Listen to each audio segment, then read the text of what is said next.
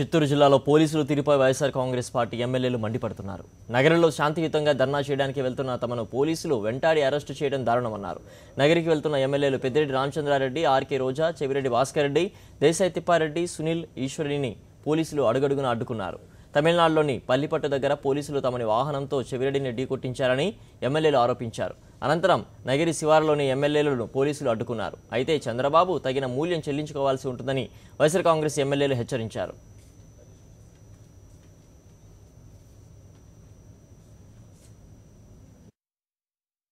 ఒక్క చోటు కూడా గత 30 సంవత్సరాలు ఎక్కడ జరగనట్టుగా ఏది కారణం లేకోకుండా ప్రశాంతంగా ఒక ర్యాలీ తీయడానికని చెప్పి ఒక ప్రతిపక్షమైన ముఖ్యమైన పార్టీ వైఎస్ఆర్సీపీ అడిగినప్పుడు అది ర్యాలీకి విడిచిపెట్టుంటే శాంతియుతంగా జరిగిపోయి ఉండేది.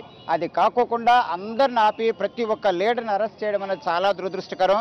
తర్వాత ఈ చిన్న విషయానికి 144 సెక్షన్ సిఆర్పిసి పెట్టడం అనేది చాలా దురదృష్టకరం. సిఆర్పిసి 144 ఎప్పుడు పెడతారంటే ఎక్కడో ఎక్కువ శాంతి భద్రతలకు కానీ లేదా పెద్ద గొడవలు జరిగితే కానీ లేదా రాష్ట్రానికి భంగం జరిగితే కానీ దేశానికి జరిగితే కానీ అది పెట్టరు.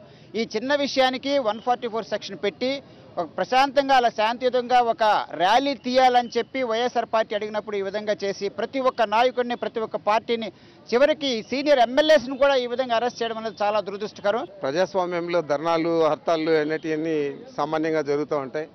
మరి వాటిని అడ్డుకోవడంలో వాళ్ళు విజయం సాధించినట్లు భావిస్తూ ఉన్నారు. కానీ జిల్లా వ్యాప్తంగా ఈరోజు దీని మీద పెద్ద ఎత్తున నిరసనలన్నీ కూడా తెలియజేస్తూ ఉన్నారు.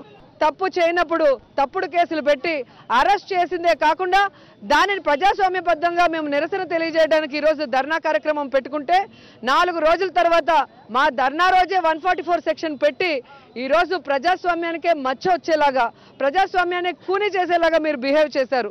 ఈరోజు చంద్రబాబు నాయుడు గారికి నేను చెప్తున్నాను, ఈరోజు అసెంబ్లీలోనూ బయట మీరు చేసే ప్రజా వ్యతిరేక విధానాలు, మహిళలకు మీరు చేస్తున్న అన్యాయాలకి ఈరోజు నేను గట్టిగా ప్రశ్నిస్తున్నానని అసెంబ్లీలో నా మీద ఏ విధంగా అందరినీ ఉసిగొల్పి కేసులు పెడుతున్నారో ఈరోజు బయట కూడా అలాగే అందరినీ ఉసిగొల్పి కేసులు పెట్టాలనుకుంటున్నారా?